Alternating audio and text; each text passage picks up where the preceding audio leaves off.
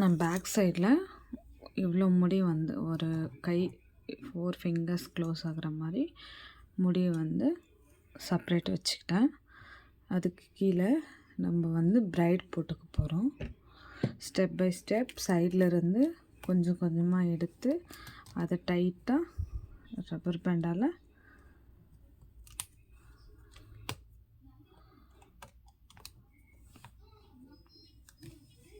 Close பண்ணிக்கிட்டோம். எப்பயுமே இந்த முடியை புல் பண்ணும்போது ரப்பர் பேண்டை பிடிச்சிக்கிட்டு லைட்டாக புல் பண்ணணும், அப்போது கரெக்டாக வரும். நெக்ஸ்ட்டு அதே சைடு பை சைடு ஹேர் எடுத்துக்கிட்டு சேம் அதே மாதிரி ரப்பர் பேண்டால் டைட்டாக நாட் போட்டுக்கிறேன். உங்களுடைய ஹேர் ஸ்டைல் நல்லா இருக்கணும் அப்படின்னா ஒன்று வந்து நீங்கள் புல் பண்ணுற மெத்தட், இன்னொன்று நீட் கோம் இருக்கணும். ஓகேங்களா? நீங்கள்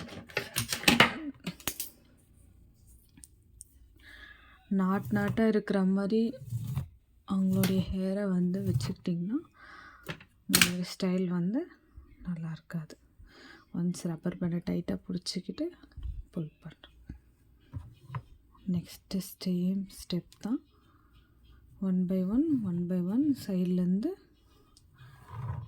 கொஞ்சமான அளவு இதை தூரமாகவும் போட்டுக்கலாம், கிட்டே போட்டுக்கலாம். கிட்ட போடும்போது அதோடைய லைன்ஸ் நல்லா தெரியும்.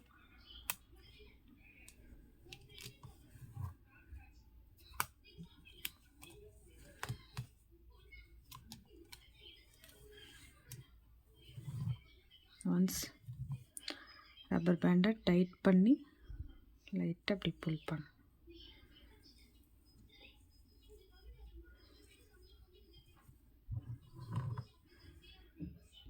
இப்போது நான் மேல் சைடில் வந்து பஃப் பண்ண கொஞ்சம் முடிய டைட்டாக டேக் பண்ணிக்கிறேன் ரப்பர் பேண்டை.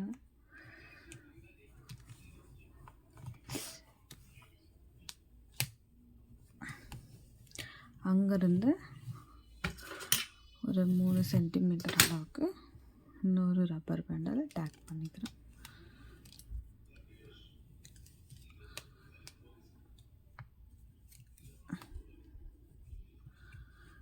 இப்போது இதை நான் வந்து புல் பண்ணிக்கிறேன்.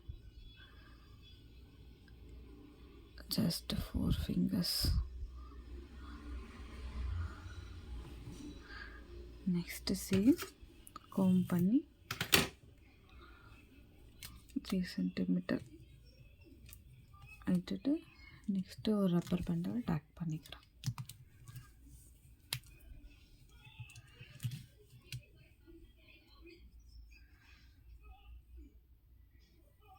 ஜஸ்ட் ஒரு புல். நீங்கள் பிரைடுக்கு லைன்ஸ் கிளியராக தெரியணுன்னா சின்ன யூ பென்ஸ் யூஸ் பண்ணுங்கள்.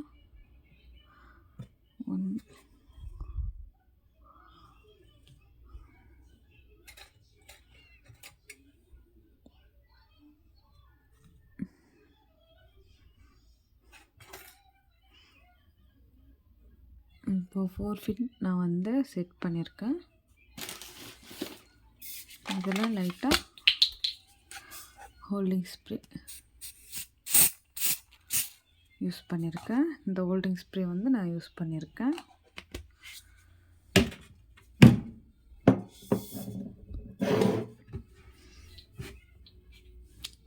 நம்ம அதை வந்து ரிமூவ் பண்ணும்போது நம்ம என்ன ஷேப்பில் வந்து லைன்ஸ் கொடுத்தோமோ அது அப்படியே விசிபிள் ஆகும். பாருங்கள், நான் மேலே வந்து ஸ்ப்ரே பண்ணல, பின் யூஸ் பண்ணல.